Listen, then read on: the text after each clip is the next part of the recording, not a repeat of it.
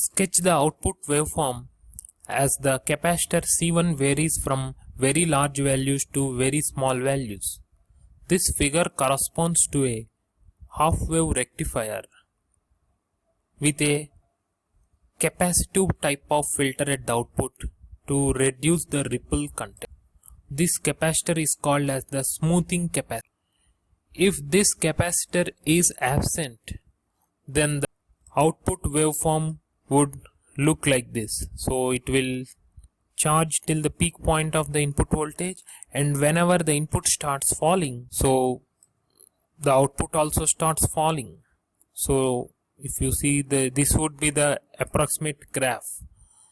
So there is a large change in the output voltage from Vp minus Vd on to 0. So to eliminate these ripples, so this is basically called as pulsating DC.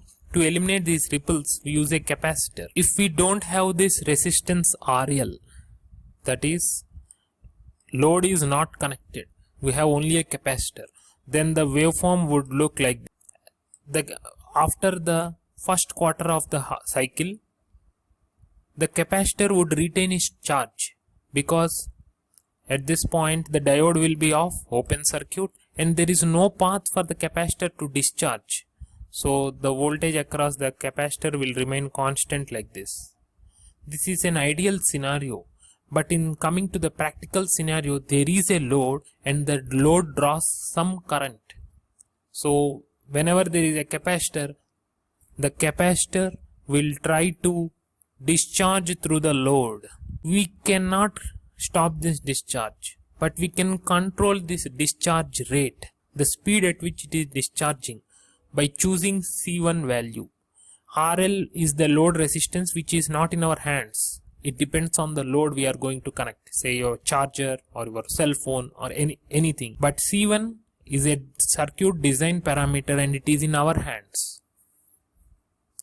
So this half-wave rectifier circuit with a capacitive smoothing filter, output waveform will be like this. By choosing C1 value, we can control this discharging slope, this discharging rate.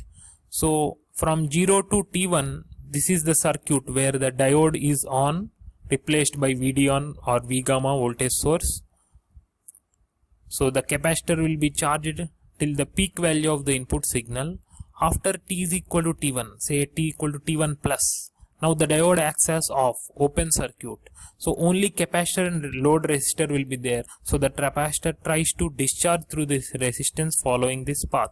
If C1 is very large, the discharging time constant C1 into RL will be very large. That is, it takes very large time for this capacitor to discharge to the load. It discharges slow. When D1 is off, the current drawn by RL will be very less when C1 is very large. So you can see here, it has a gradual slow roll off, slow slope, large C1. But if you decrease the value of C1, it starts to fall quickly, high slope, little high slope. If C1 is very very small, then the capacitor C1 very quickly discharges through resistance RL.